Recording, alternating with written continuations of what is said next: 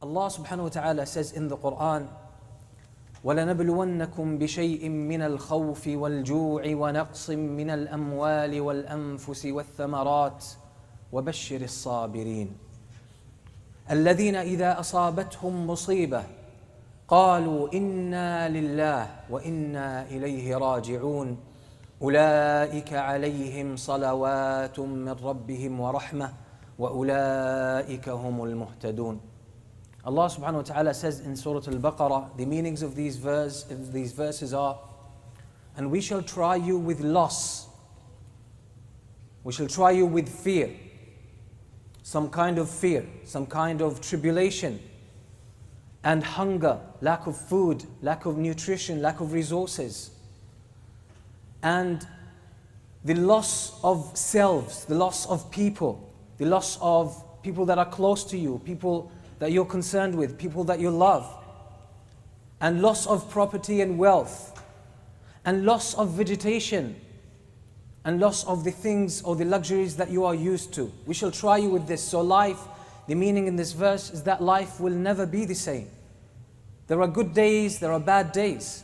So sometimes you will be tried. The things that you take for granted will be taken away from you. One day you will not find them, you will miss them. And that's the nature of this life. So Allah is preparing us for that. Then Allah subhanahu wa ta'ala concludes this. So He's explaining or He's describing the reality and the nature of this life. That the things that you take for granted, the things that you are used to and you've grown attached to, these things we shall try you by taking them away from you. We want to test you. So we will take these things away from you and cause you some discomfort, will cause you fear, will cause you tribulation. The circumstances will change. The tide will turn against you.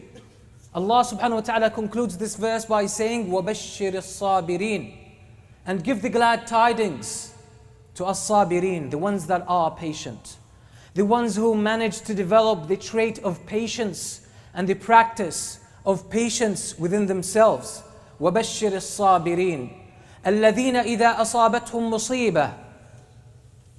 They are the ones Allah describes and reveals who are as-sabirin. He says, الَّذِينَ إِذَا أَصَابَتْهُمْ مُصِيبَةٌ. They are the ones that when they are tried and hit with hardship, calamity and tribulation, any of the tribulations that we just mentioned in the previous verse, the response is, قَالُوا إِنَّا لِلَّهِ وَإِنَّا إِلَيْهِ رَاجِعُونَ.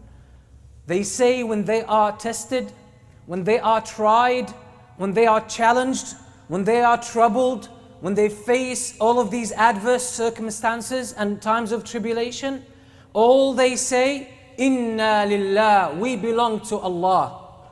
We belong to Allah. Wa inna ilayhi raji'un, and we shall return unto Him.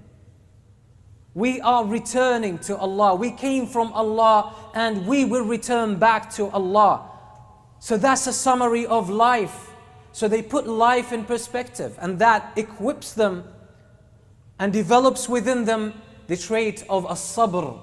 It gives them the patience, the forbearance, the perseverance, the consistency, the resilience, the balance to face these ups and downs of life with this powerful trait that we call in Arabic as-sabr.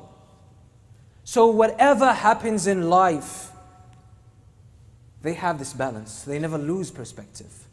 They're never thrown out of this beautiful state of balance.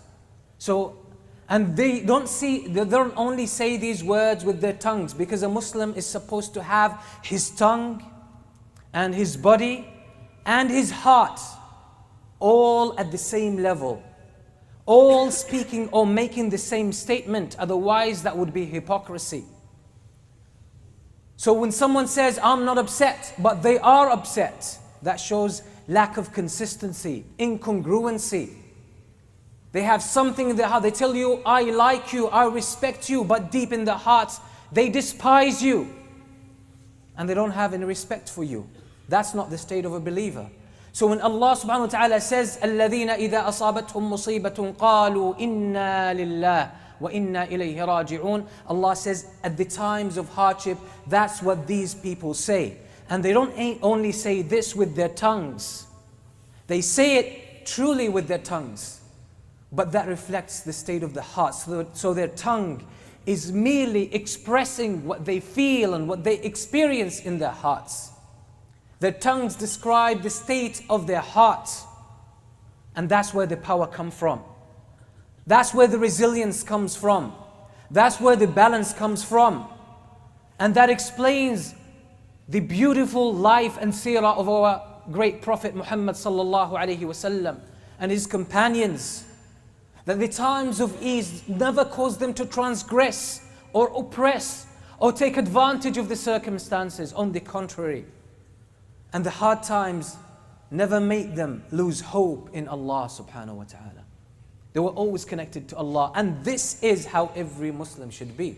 At least strive to attain that level of maturity and that level of faith and that level of iman. Patience is a way of life.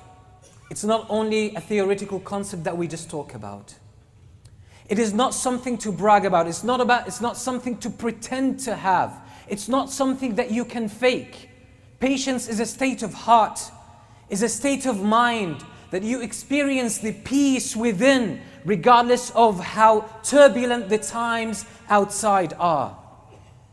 That's what patience is.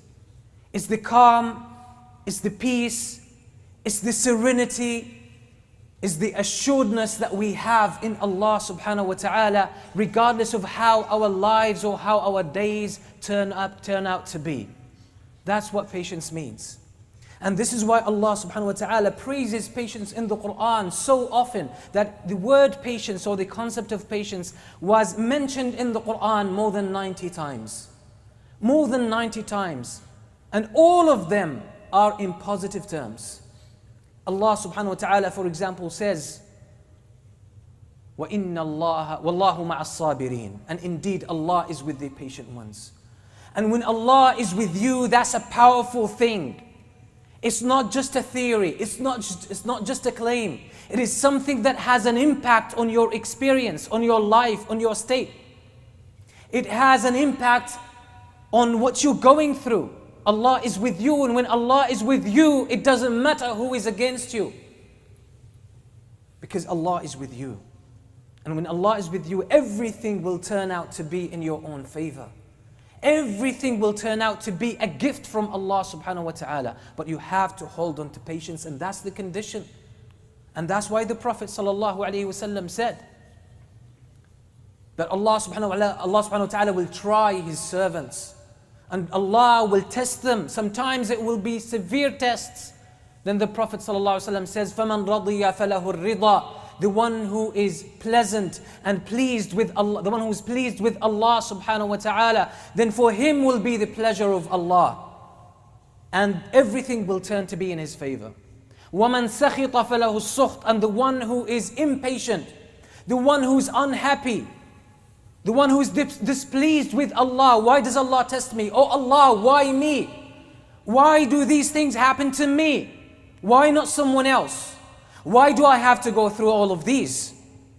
This attitude is called in Arabic as-sukht.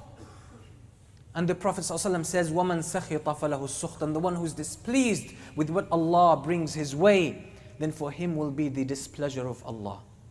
So he will have to go through the hardship, because that kind of displeasure, that kind of despair will not take away the calamity, will not change the condition, and it will not change the circumstances. Everything will be the same.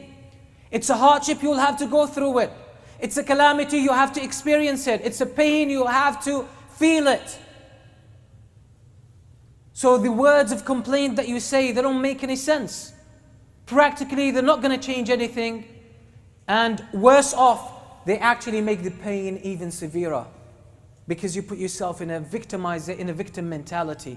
It's the attitude of victimization. When you feel you don't have control, you feel you don't have choice, you feel you can't do anything, you're helpless. But we know that the Muslim can never feel helpless if he is true to Allah subhanahu wa ta'ala, or if she is true to Allah subhanahu wa ta'ala. Because we know if we can't change the condition that Allah subhanahu wa ta'ala wanted things to be so. So what we do, we embrace them.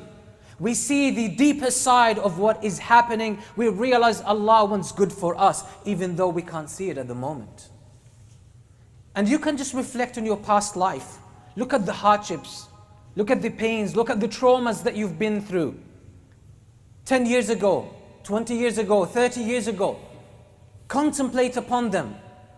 Now you're not suffering from them at all. They became memories. And if you reflect deeply, you would see that these things have come about in your life and brought about gifts with them.